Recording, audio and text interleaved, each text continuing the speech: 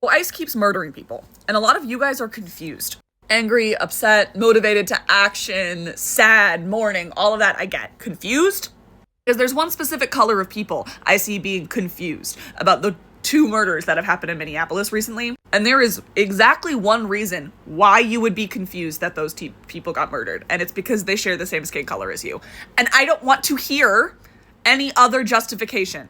Because US citizens have been being murdered by police since police were invented in this country. Actually, police were actually invented in this country to murder US citizens. What do you think a slave patrol is? Did you know Keith Porter's name off the top of your head? Your brain, white person, has been trained from the time that you were a child to not see black and brown people as the same type of person as you.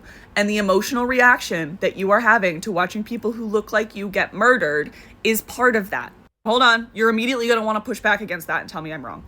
Take a breath and realize that it is not your fault you were programmed that way, but it is your job to undo it. The best time to start doing that was when you were a kid. The second best time was 5 years ago. The third best time is right the fuck now. Because there are white leftists that I know go, shit, I had a really big emotional reaction to this in a way that is making me realize that I need to go back and do even more internal work than I thought I did. That this is rearing its ugly head, that white supremacy is rearing its ugly head inside me once again, and I need to go back and work on it. I don't care how leftist you are, if you're a white person, you're doing that your whole life. Black and brown people have to carry around the trauma of their ancestors. So do we, okay? It's just that the trauma of our ancestors is that they were hateful sons of bitches. You were born with poison in your veins, okay? And that sucks. And going through and removing that poison from your own body is like going through chemo, right? Like it sucks. And there are parts of you that are going to kill it. And there's parts that are going to feel horrible and awful. And it's going to be uncomfortable. And you're going to feel sick, okay? However, black and brown people have been watching, particularly in this country, their family and ancestors get lynched and murdered for hundreds and hundreds of years. And they have been far more uncomfortable, okay? Looking at those parts of yourself that are ugly, looking at those parts of your parents, of your grandparents, of your family, of the people that you love that are ugly, sucks. It's not fun. You need to do it.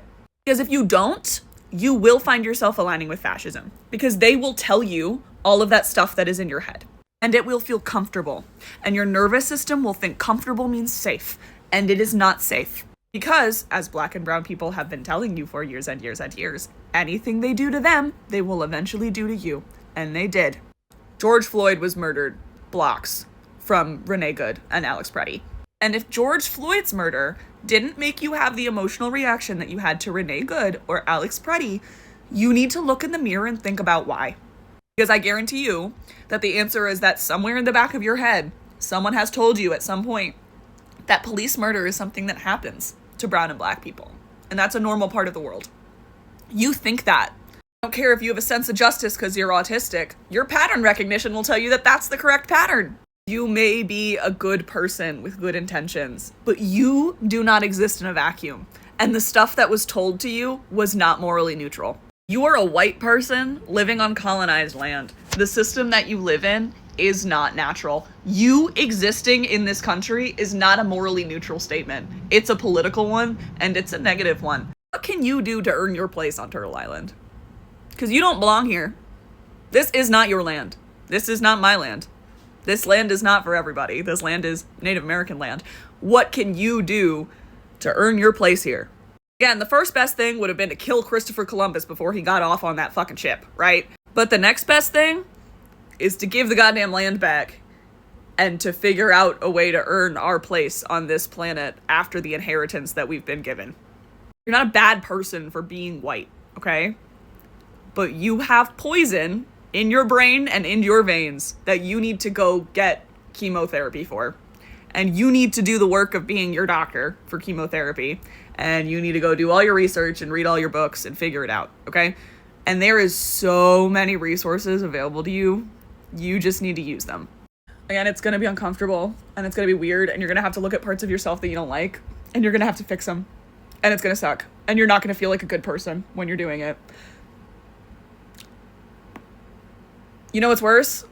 Knowing that your family's been lynched. You are a white person living in the United States of America. Your legacy, your inheritance is hate.